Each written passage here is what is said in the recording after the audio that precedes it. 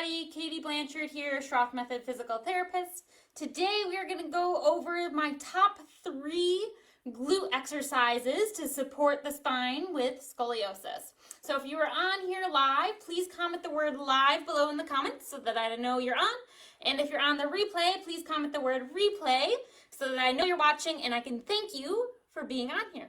So why are the glutes so important for scoliosis? So basically the gluteus maximus, the gluteus medius, and the gluteus minimus. Those are your 3 glute muscles.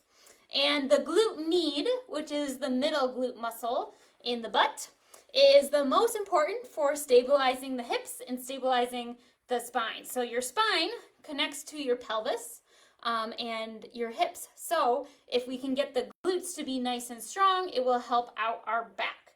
And the stronger our hips are, the more we can control the position of our spine, especially when we are flexible like kids are with scoliosis. So the top 3 exercises that we are going to be going over today are 1, sidestepping and duck walks. So that's kind of a 2-for-1 in that exercise. Number 2 is the lateral step down, and then number 3 is going to be the glute med wall press, okay? So we're gonna jump right into it here. Let me make sure my screen looks okay. And we're gonna start with sidestepping. So sidestepping, you're gonna need a band that is tied in a loop. So this is just a regular TheraBand. You can also use something like this, which is a sidestepping band, a tubing band connected with ankle cuffs. So I'll show you with just the regular TheraBand here. So what you're going to do is you're going to put it around the ankles here. We'll start with the ankles just because it's easy to explain, and then I'll explain the placement of the band to either make it harder or easier depending on how your child can handle this strengthening exercise. So we'll put it around the ankles. And then for sidestepping with scoliosis, I'm going to start at this end. And then what I want to do is I'm going to bend my knees slightly, okay? And then I'm going to put my hands up like this, like I'm airing out my armpits, right? So if my armpits are down, I have sweaty armpits. If I'm up, I'm airing them out. And this is what we call shoulder traction. So my shoulder blades are widening in the back as my shoulders are in this position. Knees bent, toes forward, Schroth arms for shoulder traction. And then keeping the tension on the band, I'm going to take small steps. So small steps, tension on the band. I want to minimize the amount of movement that I have going on in my upper body as I keep my knees bent. Small steps, toes forward, knees facing forward, not inwards and not super far outwards. So we want everything nice and stacked, keeping the tension there. And I'm going to start to feel this in my butt muscles, in my glutes there.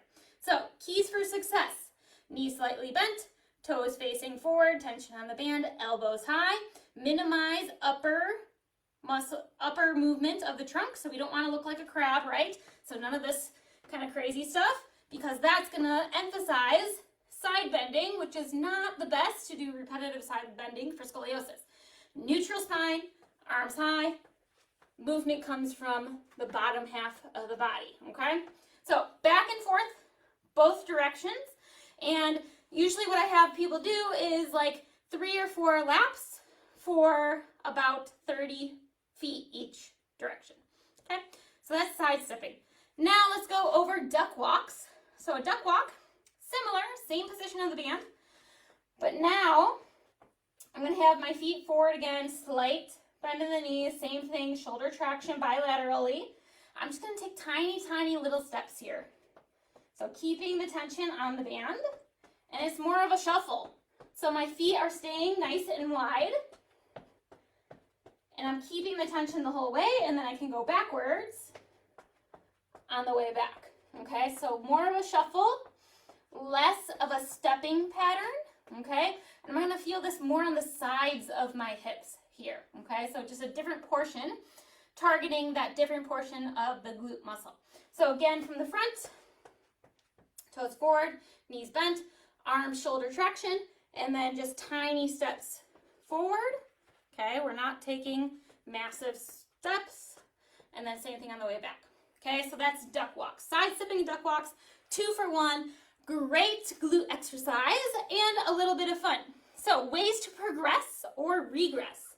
So to make it a little bit easier, what you can do is take the band and you're going to put it above the knees. And this is really good for kids who tend to keep their knees inward like this, because this is going to cue them to keep their knees outward by pushing against the band. And then you do your same thing, sidestepping this way or duck walks this way. Okay, so it's going to be a little bit easier but helpful with that knee position. To make it harder, you can put the band around the arches of the feet like this, and then same exercise, sidestepping or duck walks. Okay, and so that makes it a little bit tougher because there's more of a lever, so the band is farther away from the body, and it's going to make those glutes work a little bit harder. Okay, so that's our first glute exercise, sidestepping and duck walks. Exercise number 2, we're going to do a lateral step down. So for this, you're going to need like a small bench, a step, even your staircase. So I have here my bench press here. I hope you can see it. I know my turf here is dark as well as my stool, but you can see that. All right, and so what you're going to do, a lateral step down. So you're going to stand with one foot. Oh, I got to get my screen a little bit higher here. One foot on the bench, like so. Okay, so I'm going to be working my left side here and let my other side dangle, okay? And then I'm going to go down like I'm going down to sit into a chair or into a squat, letting this hip and this leg go straight down. So I'm going to put my arms out as a counterbalance, and then I'm just going to squat back like I'm sitting down into a chair and then come back up, okay?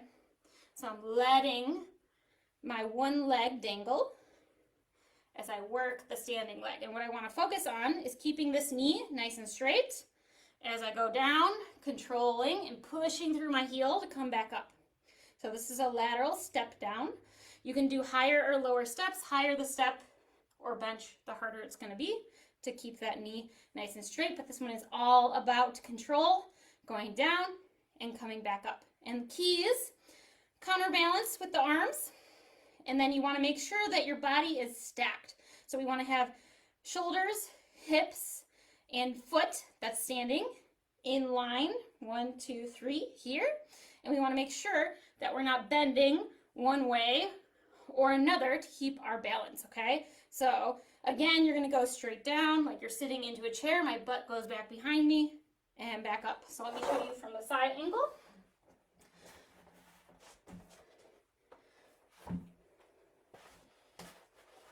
Okay, so I'm on my left side here, and then I'm going to go straight down. See how my hips come back and then back up.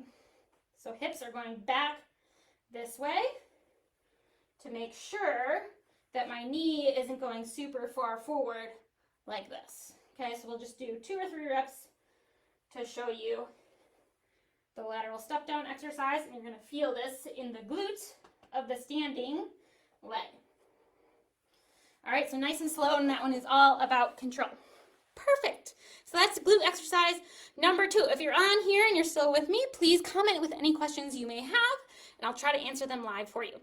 So exercise number 3 is called the glute med wall press. So this one's kind of nice because all you really need is an open wall. So I'm going to take my camera and bring it over here so that you can see. I have my blank corner over here, okay?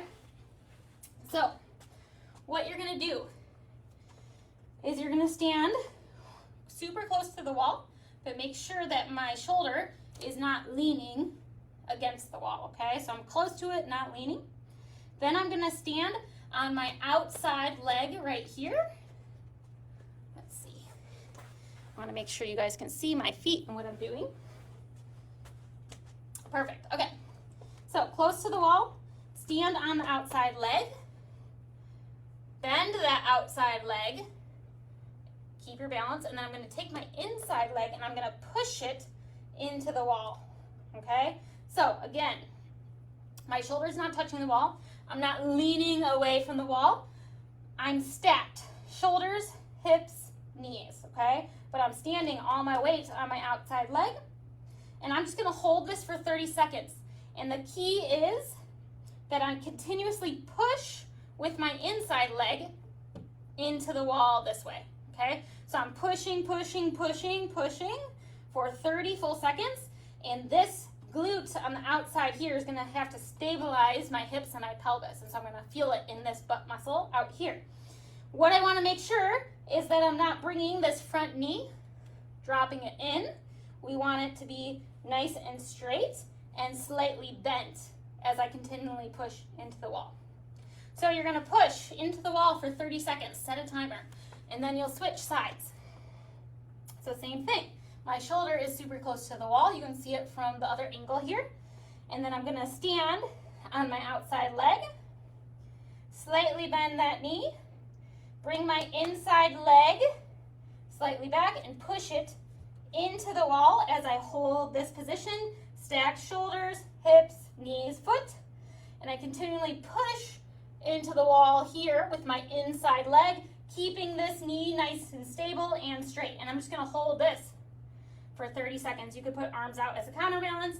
I like to keep them here. And so if you zoom in really close, you can see my butt muscle here is shaking. This leg is shaking because it's a tough one. And so using this outside butt muscle to stabilize. Okay, so those are your 3 glute exercises for scoliosis. So keys for success in all of them is emphasizing trying to keep neutral spine, trying to keep everything stacked. Shoulders, hips, knees, and feet all aligned in a straight line if you can. Now, if you know your scoliosis specific corrections for your specific curve type, this is something that you can definitely implement into these exercises. So before you start your sidestepping, your lateral step down, or your glute med wall press, you're gonna perform those scoliosis specific corrections and try to maintain them throughout the whole exercise. So let's say I have a right-sided upper thoracic curve and I tend to lean towards this right side. My right shoulder is slightly elevated and my hips may go one way or the other. So what I'm gonna do is perform my corrections first, okay? So I'm gonna correct my pelvis, make sure that's in line. I'm gonna correct my trunk, make sure that's in line, and then I can perform my shoulder traction to make sure I'm more stacked, 1, 2, 3, before I start my sidestepping, okay? So apply scoliosis specific corrections and maintain them as you perform these strengthening exercises. Now, I get asked a lot, do I perform strengthening just on one side because my curve goes a certain direction? My answer is no. So with the scoliosis spine, we still want to strengthen on both sides because both sides still tend to be weak, okay? So we're gonna train strength on both sides, whether that be shoulders, core, hip, or below. Alrighty, so there are my top 3 glute strengthening exercises. If you have any questions about strengthening in general or about performing these 3, please let me know, throw them in the comments or send me a direct message. Other than that, thank you for being in the group and we will see you the next time we come on. Awesome, everybody have a great night.